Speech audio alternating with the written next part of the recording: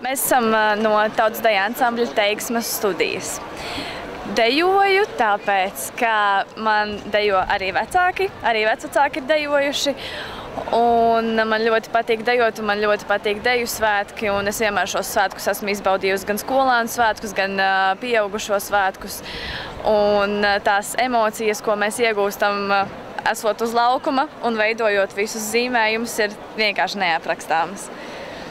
Tas ir pašam cilvēkam jāizbauda. Mums dejošana ir vairāk kā dzīves stils, nekā hobijs vai kaut kā tam līdzīgi.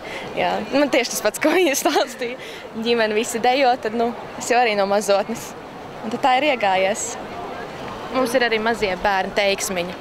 Tad es skraidu apkārt tādi sarkanos. Bija vēlreiz tas īpašais, varbūt par to nosaukumu. Tā, nosaukums, teiksme pati nozīmē tā kā pasaka, teika, un tad arī mēs esam tādi, kas dejo tādā noslēpumā, un visi soļi mums raiti iet.